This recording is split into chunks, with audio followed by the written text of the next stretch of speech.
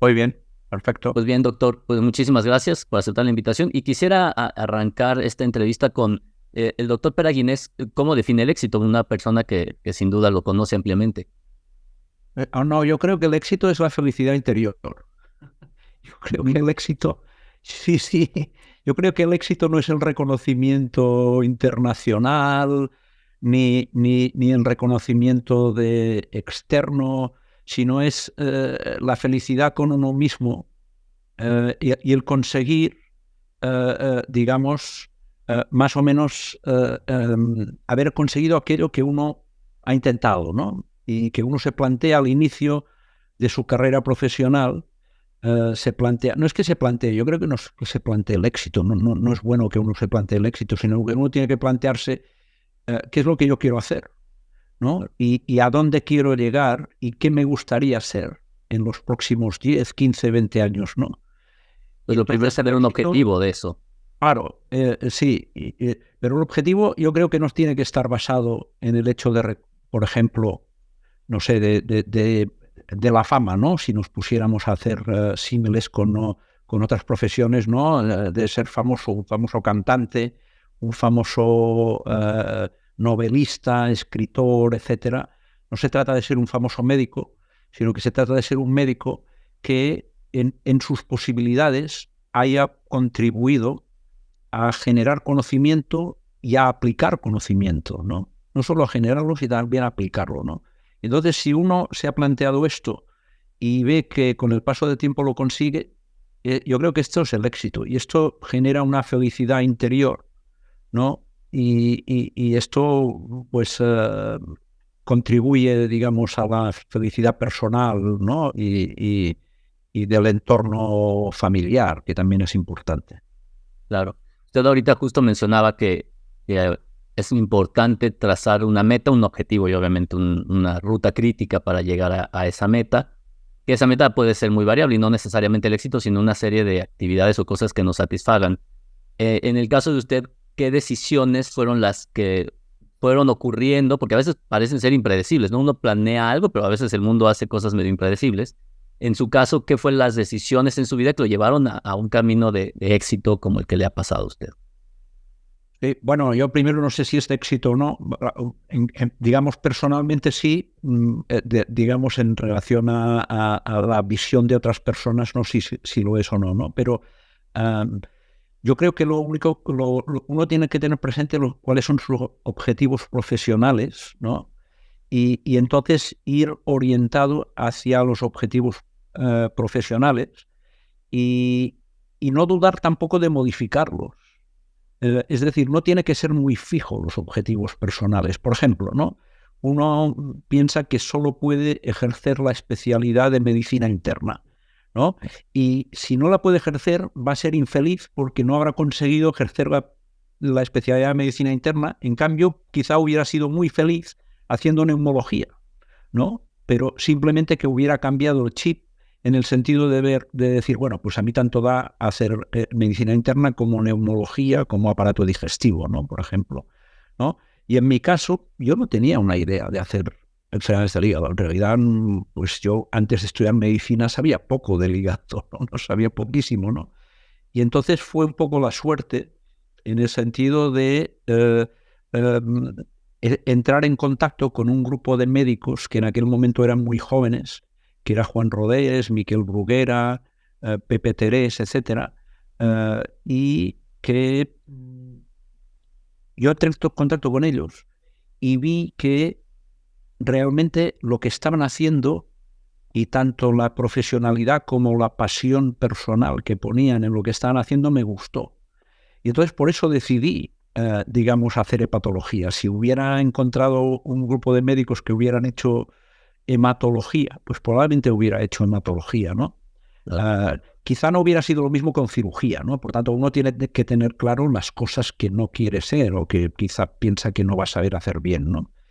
Pero cuando uno vea una oportunidad, uno tiene que saber aprovecharla. Y en este sentido, el mentoring es muy importante porque la medicina no es una profesión que uno haga solo. O sea, apoyarte en algunas personas que te pueden mentorizar y a las que tú te puedan ayudar en tu carrera profesional es tremendamente importante. Yo creo que es mejor, si uno encuentra un mentoring, irse hacia el camino del mentoring que no hacia otro camino que quizá le pueda gustar más, pero en el que no va a encontrar mentoring o le va a ser difícil, ¿no? Claro, sí, sin duda la figura de alguien que nos oriente por un camino tan amplio como el de la medicina ayuda muchísimo. Y creo que respondió la siguiente pregunta, que ya nos mencionó algunos nombres de personas que lo ayudaron.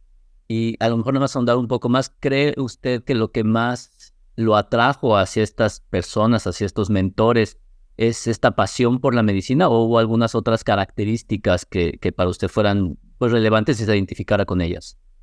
Sí, yo creo que en primer lugar era la pasión por la medicina, en segundo lugar era la meticulosidad con el trabajo y la visión a largo plazo, ¿no? Que no era una visión cortoplacista, sino que se planteaban los objetivos con una visión a largo plazo. Yo creo que este es un aspecto relevante también. No tiene que ser muy, muy largo, si quieres, ¿no? Pero al menos a medio plazo sí. No sé si usted considera que eso en las generaciones actuales es un problema, dado que ahora la tecnología nos hace pensar en que todo tiene que ser demasiado inmediato y que pensar en planos de mediano y largo plazo a veces es complicado para generaciones nuevas, ¿no?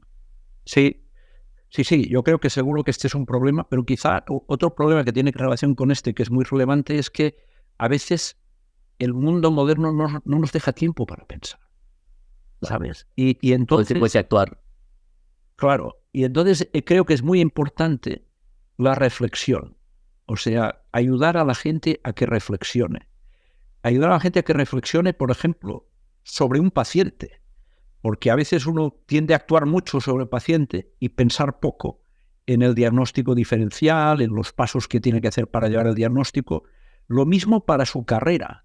A veces pensamos mucho para otros, pero pensamos poco en relación a nosotros mismos, ¿no? Yo creo que es importante que podamos transmitir a las generaciones jóvenes el hecho de que piensen lo que quieren hacer, a lo que se quieren dedicar, y este es el primer paso para luego saber lo que tienes que hacer. Porque si tú mismo no sabes exactamente lo que quieres, vas a tener mucha dificultad para llegar a un destino, sino que no vas a llegar, probablemente no.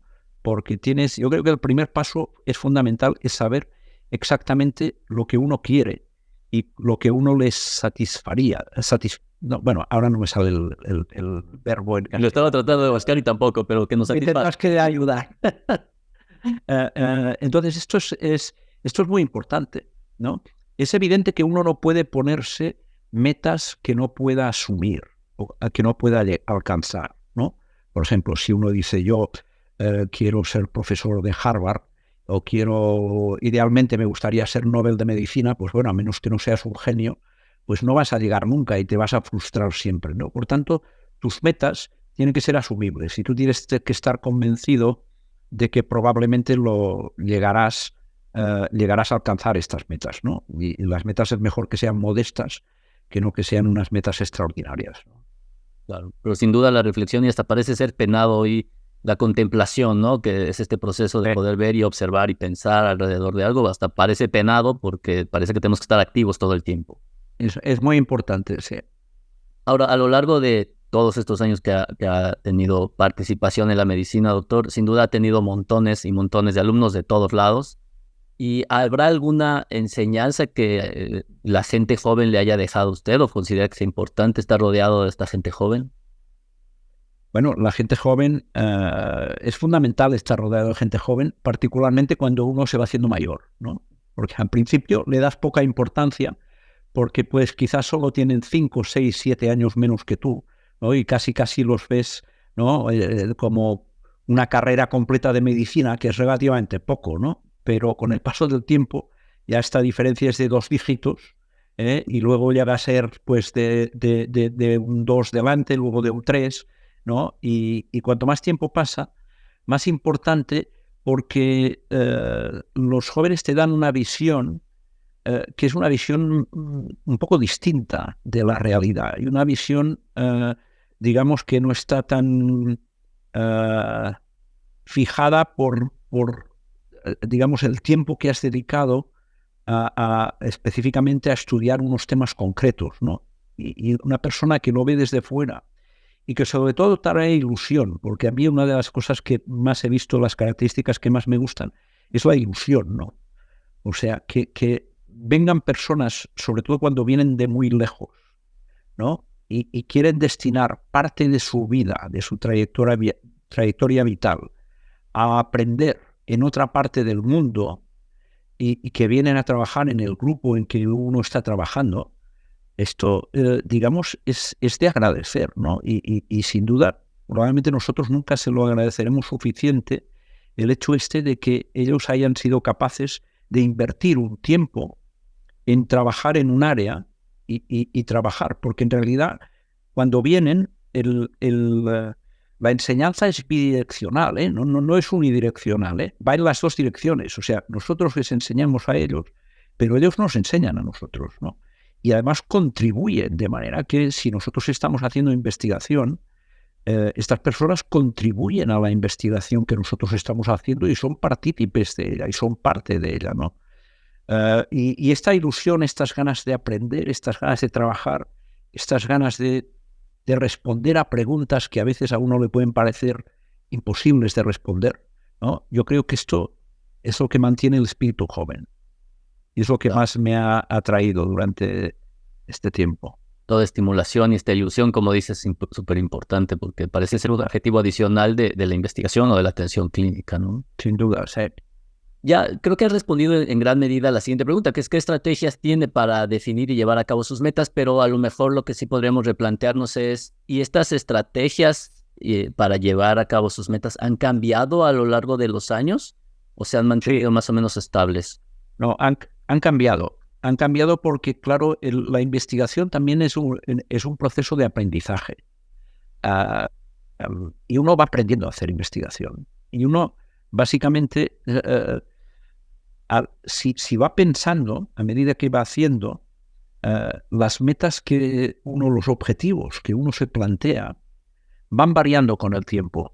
Y se van haciendo, yo diría, idealmente en el buen investigador, los objetivos se tienen que ir haciendo más ambiciosos con el paso del tiempo, ¿no? Y en realidad, en mi carrera lo que he visto es que los objetivos que me he ido planteando con el paso de los años se han ido haciendo más ambiciosos. Inicialmente eran objetivos más a corto plazo, responder preguntas pequeñas, que no quiere decir que no sean importantes, pero más pequeñas. Y con el paso del tiempo, la idea era intentar abarcar más y responder a preguntas que sean más difíciles, incluso con objetivos y con diseños y métodos más complejos, ¿no? Y yo creo que esto, idealmente, un investigador lo tiene que hacer, porque no puede quedarse, creo, respondiendo siempre a preguntas relativamente reducidas y, por decirlo así, relativamente poco ambiciosas, ¿no? Uno tiene que ir a lo que llaman los ingleses justo over the edge. O sea, tienes que irte al borde de la montaña, ¿sabes? Cuando no sabes si con tu nueva pregunta te vas a caer a vacío, porque resulta que has planteado mal todo, o al contrario vas a ser capaz de volar, ¿no? ¿No? Y por tanto yo creo que la educación y lo que uno va aprendiendo a lo largo de la investigación tiene que hacer que responda a preguntas que cada vez sean más difíciles. Y probablemente en este sentido trataré de hacer un símil como cuando uno quiere hacer alguna actividad deportiva, por ejemplo, o alguna actividad artística, ¿no? En que el proceso es ir de pequeñas tareas cada vez con más exigencia y cada vez con más calidad. Yo creo que pasa lo mismo en investigación, ¿no? Porque si no ocurriría que queremos nuestro primer trabajo de investigación sea un ensayo clínico multinacional, es muy probable que no lo vayamos a lograr en un primer momento, pero algo que yo llego a observar con los alumnos es que piensan que deben de arrancar su carrera como investigadores con grandes preguntas y grandes ensayos y grandes diseños. Creo que hay que empezar con pequeñas preguntas, así como usted lo menciona, e ir madurando en este proceso hasta llegar a donde se puede, ¿no? Exacto. Yo creo que es un proceso de maduración constante. Claro. Ahora, en el sentido de la educación médica continua, hoy por hoy es compleja, creo yo, porque tenemos antes, incluso cuando yo estudiaba medicina, había muy pocas fuentes de cómo hacer educación médica continua. Hoy hay una playa de actividades para hacer educación médica continua e incluso alternativas, ¿no? O sea, muy enfocado a nuestra práctica clínica, a nuestra práctica de investigación, un poco más abierta. ¿Usted sugiere algo para la educación médica continua que considere que sea más útil en los momentos actuales? Pues la verdad, no estoy convencido exactamente cuál es la mejor, ¿no? Es evidente que la educación a distancia, yo que sé, a través de webinars o a través digamos, conferencias pregrabadas, etcétera, es interesante porque uno lo puede hacer en cualquier momento, siempre y cuando tenga acceso a una ordenador, a una tablet o así y tal, ¿no? Pero yo tengo mis dudas de si esto es mejor o quizás solo complementario a los cursos de educación médica continuada que son presenciales, ¿no? Porque los cursos estos presenciales, que pueden ser en un congreso, etcétera, ¿no? Tienen la ventaja que cuando vas allí vas solo para un objetivo, que es el objetivo de aprender, ¿no? En cambio, cuando estás haciendo la otra educación médica continuada, estás o en tu trabajo o estás en tu casa con tu familia y dices, ahora voy a aprovechar media hora para esto, o tienes que ir a dormir tarde o levantarte por la mañana. Y entonces, quizá no estás tan concentrado en la labor, digamos, de ser educado, ¿no? Ser educado en el sentido de recepcionar la información que te llega, ¿no? En cambio, cuando vas a un meeting y a un curso de posgrado, aparte de que tienes la oportunidad de interaccionar con los ponentes, etcétera, estás prácticamente concentrado solo en una cuestión y tienes poca distorsión externa, excepto que lo hagan en una ciudad muy bonita y la gente a veces se va a dar vueltas, ¿no? Pero si no es Que esto, normalmente ocurre además. que normalmente ocurre, pero si no es esto, por lo demás uno va 2 días y va 2 días para aquel meeting, ¿no? En realidad probablemente la forma mejor es una forma combinada, ¿no? Diría yo, ¿no? Ahora, y ahondando un poquito en esto, consideraría que hay y justo con lo que acaba de mencionar, que a veces sería más útil utilizar estos meetings que son muy focalizados, ¿no? Sobre carcinoma hepatocelular, hipertensión portal, etcétera, que estos mega meetings, que usualmente ocurren en ciudades hermosas, en donde hay 17 sesiones simultáneas interesantes, etcétera. ¿Cree que haya alguna selectividad sobre esto? Bueno, yo creo que los meetings selectivos son muy buenos para tener la información actualizada sobre un área concreta, ¿no? Y esto va muy bien, porque si uno hace uno de estos cada 2 años, por ejemplo, prácticamente está actualizado. Es decir, se puede haber perdido algo en medio si es un campo que está avanzando muy rápido, ¿no? Pero si no, es un periodo de tiempo que es suficientemente bueno como para que uno tenga todo el update, digamos, y lo pueda procesar, ¿no?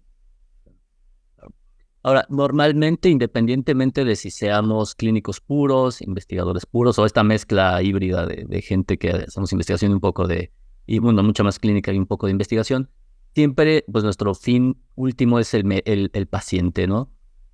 Y en este sentido, una persona que se mueve en este campo de la medicina a tan alto nivel, ¿cómo establece una relación médico-paciente? Es decir, así como madura desde la parte de investigación, me imagino que en la parte clínica también ha existido este proceso. ¿Y cómo establece usted esta relación médico-paciente que hoy es complicada por diversos factores, desde legales, administrativos, etcétera, ¿no? Sí. Yo creo que esto también, como la investigación, si a uno le atrae la medicina como profesión, le tiene que atraer la relación con el paciente, ¿sabes? Y en realidad yo no sigo visitando porque no vería mi profesión como médico si solo hiciera administración y solo hiciera investigación sin ver pacientes, sin hacer asistencia, ¿no? Yo creo que esta relación va madurando con el paso del tiempo y quizá al principio uno ve más al paciente como una enfermedad, ¿sabes? O sea, ve como una enfermedad y uno sabe muchos conceptos teóricos y prácticos y los quiere aplicar, y entonces intenta hacerlo bien, el diagnóstico, el seguimiento, el tratamiento, etcétera, ¿no? Con el paso del tiempo, yo creo que lo que va pasando es que uno va empatizando cada vez más con los pacientes y ve a los pacientes como dos cosas, como una enfermedad y como una persona enferma, ¿no? Y al menos lo que me ha ocurrido a mí es que, digamos, no digo que no lo hiciera antes, ¿no? Pero empatizo mucho más con el problema que le genera a una persona el hecho del conocimiento de una enfermedad, en especial cuando esta enfermedad es una enfermedad importante y entonces afecta pues al hecho de todas las ilusiones que tenía la persona depositadas en el resto de su vida, de su familia, de sus amigos, etcétera, y que la enfermedad pues viene a romper o a impactar de forma negativa con la vida de una persona, ¿no? Y entonces yo creo que este aspecto del médico en el que tiene sintonía con el paciente con respecto al impacto negativo que su enfermedad le está causando y hablarle, digamos, de un poco más humanamente y menos técnicamente. Técnicamente también les tenemos que hablar, ¿no? Pero probablemente les tenemos que hablar de las dos formas, ¿no? Y aquella sensación de decir al paciente, digamos, de transmitirle optimismo, de transmitirle seguridad, yo creo que es tremendamente importante porque el paciente viene muy angustiado a la mayoría de las consultas, ¿no? Y esta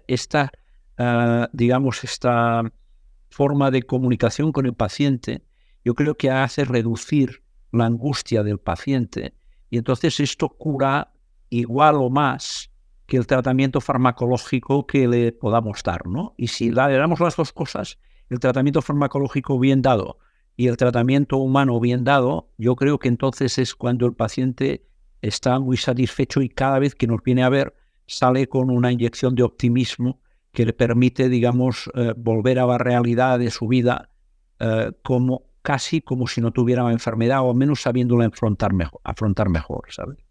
Claro. Hoy el paradigma, para bien, es basado en evidencia primordialmente, lo cual es, creo, un paradigma que ha resultado muy útil. Pero ahorita justo con lo que mencionaba doctor Guinness, cuando uno sintoniza con el paciente, ¿cree que la toma de decisiones, aunque sea basada en evidencias, cambia cuando uno establece esta sintonía con el paciente?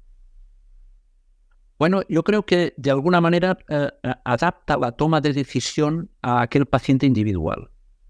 Y esto es muy importante, ¿no? Porque a veces yo qué sé, no sé, yo me acuerdo cuando era joven, a veces si tú decías algo a un paciente, el tratamiento tiene que ser este, el tratamiento tiene que ser este, y el paciente decía que no quería hacerse aquel tratamiento, es casi como si te enfadaras, ¿no? Porque tú le dices algo, piensas que tu autoridad es suficiente como para que el paciente haga con los ojos cerrados lo que tú le dices, y claro, el paciente resulta que no quería, y quería otra cosa, ¿no? Entonces, yo creo que con el paso del tiempo esto va cambiando, ¿no? Y uno aprende a que pues, los pacientes pueden tener percepción distinta de lo que tú le estás diciendo, por más que tú estés basando en evidencia científica y el paciente lo esté basando en otra cosa, ¿no? Y entonces yo creo que esto sirve mucho para la relación. Tiene que ser mucho, haber una cierta flexibilidad, ¿no? En al menos entender al paciente, ¿no? Con más flexibilidad, con menos rigidez. Hay muchos médicos que, incluso que se hagan mayores, siguen siendo igual de rígidos como al principio, ¿no? Como cuando eran residentes, ¿no? Yo creo que esto de alguna manera tiene que cambiar un poco, ¿no? Tiene que madurar. Sí, porque a veces hablamos de la medicina personalizada, que es costosísima, en el sentido de que necesitamos una tecnología muy sofisticada para poder personalizar los tratamientos, y a veces con el interrogatorio podríamos hacer una medicina un poco más personalizada, ¿no? Sin duda. Con un buen interrogatorio. Ahora, usted mencionó justamente que se divide entre las partes administrativas, las partes de investigación y la asistencia con los pacientes, y en ese sentido, ¿cómo logra mantener una vida personal? Porque es difícil que a todos los niveles aparte sea tan competitivo y tan exitoso, ¿no? Sí, esto es muy difícil. Esto es muy difícil y está en función un poco de ciertas prioridades que pueda tener uno, ¿no? Por ejemplo, si a uno le gusta mucho una determinada afición, jugar a pádel, y quiere ir a jugar a pádel cada día 2 horas y media, pues claro, tendrá que quitar estas 2 horas y media de estudio, de paseo o de dedicación a la familia, ¿no? Por tanto, depende mucho de las prioridades que uno tenga, ¿no? Y es evidente que cuando uno se dedica a una profesión, sea medicina o sea cualquier otra, y está, digamos, actuando a un nivel alto porque quiere hacer docencia, investigación y asistencia, incluso gestión, que son 4 actividades distintas que cada uno por sí sola quizás sería una profesión, pues lo que uno tiene que hacer es, primero, probablemente no querer hacer todo, porque todo es muy complicado, ¿no? Y entonces centrarse en lo que más le guste. Y por tanto, si a uno le gusta más la docencia de los residentes, por ejemplo, o de los estudiantes, no hace falta que haga investigación si resulta que la investigación no se le da extraordinariamente bien, en cambio, se le da extraordinariamente bien enseñar, ¿no? Entonces, él será más feliz enseñando que haciendo investigación o haciendo gestión, por ejemplo, si es jefe de servicio, ¿no? Entonces uno tiene que ver cuáles son sus habilidades, no querer hacerlo todo, y entonces priorizar. Y con respecto al tema de la vida familiar, pues realmente es muy difícil, ¿no? En general, pues probablemente estos son cuestiones que uno tiene que pactar con su familia, ¿no? Y cuando hablo de su familia, hablo con la persona con la que convive fundamentalmente, ¿no? Y esto es importante, ¿no? Porque las cosas se tienen que haber hablado bien, en el sentido de decir, mira, pues yo tengo que dedicar tantas horas y vamos a ver cómo repartimos el resto de trabajo, porque lógicamente hay un resto de trabajo, y si las personas tienen hijos, pues entonces hay hijos y hay que distribuir también el trabajo de los hijos. Y todo esto hay que hacerlo de alguna manera, todo hablado y pactado, pero sin duda impacta, digamos, ¿no? De manera que, claro, si uno tiene un trabajo al que dedica 14 horas, es evidente que tiene menos horas para dedicar a sus hijos que otra persona que tiene un trabajo al que dedica 8 horas solo, ¿no? Y por tanto, las prioridades estas yo creo que son relevantes, y esto es una de las cosas que uno tiene que pensar. Cuando hablamos aquello de hay que pensar, este es un aspecto que también hay que pensarlo, ¿no? El costo en la vida, ¿no? El costo en la vida personal. Sí, sin duda, sin duda. ¿Y usted cómo divide? ¿Qué porcentajes considera que ha dividido su vida entre la profesión y la vida personal? Es difícil hablar de porcentajes, ¿no? Teóricamente yo siempre me gustaba aquello que decían de la división en 8 horas, ¿no? Que el día tiene 8 horas, 3 partes de 8 horas. Una parte es para descansar, otra parte es para trabajar y otra parte es para el resto, para el ocio y todo esto, ¿no? Yo he intentado aplicarlo y nunca me ha salido bien. Eso nunca me ha salido bien porque no he podido descansar lo suyo. No he podido descansar 8 horas. No. Siempre he tenido que trabajar más de 8 y he dedicado menos de 8 al resto, ¿no? Que eran mis aficiones, mi familia, etcétera, ¿no? Yo creo que básicamente lo que hay que hacer, una posible solución, es que cuando uno se dedica a una de estas partes, que lo haga con mucha intensidad. Es decir, es mejor estudiar 1 hora y media y estudiarla bien concentrado que intentar pasarte 4 horas estudiando y que en realidad no estés bien concentrado. O sea, yo siempre he preferido dedicar tiempo de calidad, tanto al estudio como al trabajo asistencial, como a mi familia, intentar estar concentrado en lo que estabas haciendo y que no dedicar un gran volumen. No, a la familia es mejor dedicarle 3 horas, si puede ser, que no dedicarle 8 y en realidad pues dedicárselas mal, ¿no? Al estudio, que yo creo que más o menos hay que estudiar y hay que leer diariamente, pues con 1 hora al día o 1 hora y media al día es bastante si uno está concentrado. No hace falta dedicarle 6 horas. Y bien seleccionado lo que hay que estudiar, ¿no?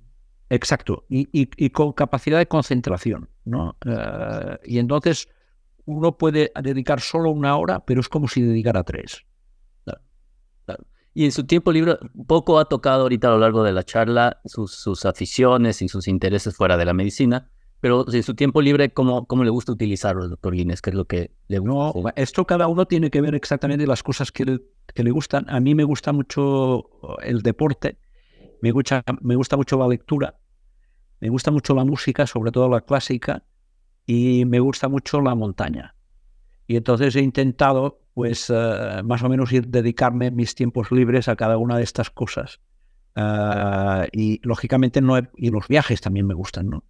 Pero, pero claro, siempre piensas que podrías haber hecho más, ¿no? Y que podrías haber leído más, podrías haber andado más, podrías haber escuchado más música, ¿no? O podrías haber, en fin, jugado más videojuegos, ¿no? Lo que sea, ¿no? Claro, claro. Ahí, hoy por hoy, probablemente antes existía, pero hoy es evidente, es patente la salud mental en el personal de la salud en general. Y creo que la pandemia fue como que el gatillo que detonó justamente esta crisis. ¿Usted a lo largo del tiempo ha considerado alguna estrategia para cuidar su salud mental? Porque obviamente el nivel de estrés al que está sometido y la posibilidad de burnout es altísima. ¿Algo haya usted pensado en eso? No, estrategia sí bien definida, y esto no la he considerado, pero siempre he intentado, digamos, frenar en el momento que veía que la cuestión se aceleraba en exceso. Y esto yo creo que es muy importante, ¿no? Hay que buscar un equilibrio entre lo que a uno le gusta y no hacerlo en exceso, ¿no? Y uno tiene que aprender a decir que no de determinadas cosas, ¿no? ¿Por qué? Porque a uno le pueden invitar a dar 10 conferencias al mes, ¿vale? Que quizá el primer mes te puede hacer mucha ilusión, pero el tercer mes estarás hasta las narices de dar vueltas por tu país o por el continente donde estás, dando conferencias, ¿no? Y tu familia estará cansada porque nunca te va a ver en casa, ¿no? Entonces yo creo que es mejor seleccionar, y poner un límite a cada una de las cosas, ¿no? Y no conviene ni hacer muchas guardias, por ejemplo, no, cuando uno hace guardias en el hospital, si uno puede hacer 4, es mejor solo 4 que no 8, porque si hace 8, pues es una cada 4 días y va a quedar cansado. Si da conferencias, pues es bueno que no dé muchas conferencias. Si escribe muchos capítulos de libro, es bueno que no escriba muchos. Por tanto, yo creo que seleccionar es fundamental.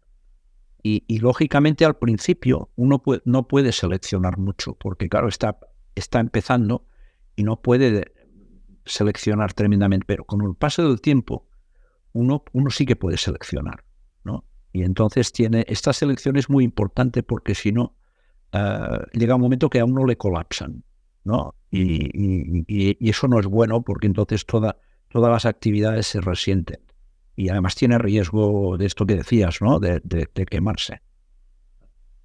Y casi para terminar, autoridad, que es un ávido lector, ¿habrá algún libro o película que usted recomendaría a la gente joven, a los médicos, que aparte a veces muchos médicos nuestra cultura literaria se reduce significativamente, o algún libro que para usted haya significado algo importante que le gustaría compartirnos?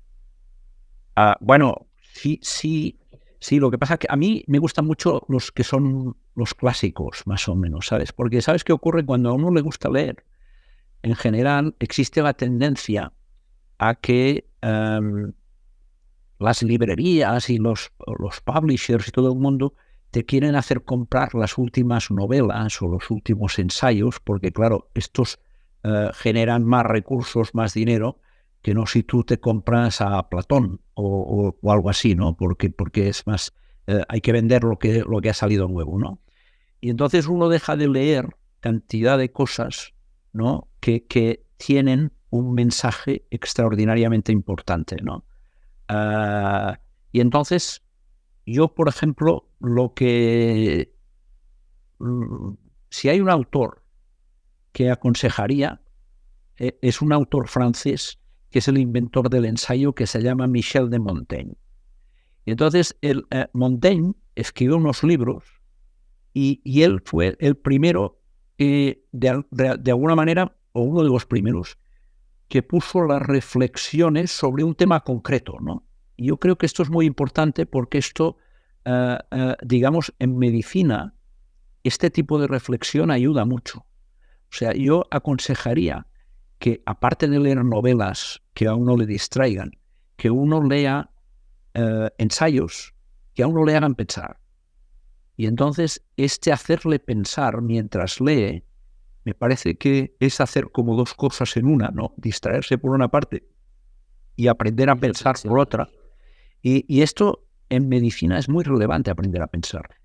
Tanto, no solo si uno se dedica a la investigación, sino también si uno se dedica a la asistencia, porque pensar delante del paciente es una cosa que a veces las generaciones jóvenes se olvidan, ¿no? Cuando uno era joven a veces uno no pensaba demasiado delante del paciente, y si encuentras a un mentor asistencial que te ayuda a pensar y te dice, vamos a ver qué le pasa a este paciente, qué le ocurre, qué datos tenemos, pues antes de empezar a ver los resultados, vamos a pensar qué puede ser, ¿no? Entonces este ejercicio es un ejercicio muy bueno, porque aparte de que te equivocas menos, aprendes mucho más con cada uno de los pacientes, ¿no?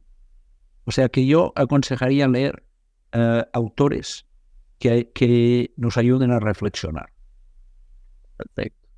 Pues doctor, ha sido un gustazo, como decimos en México, platicar con usted. De verdad, también muy para mí. enriquecedor. Seguramente para los residentes y la gente que nos vaya a ver en YouTube será muy interesante. Y pues le agradezco mucho en su apretada agenda. La verdad que sabemos que es dificilísimo y muchísimas gracias por estar con nosotros, doctor.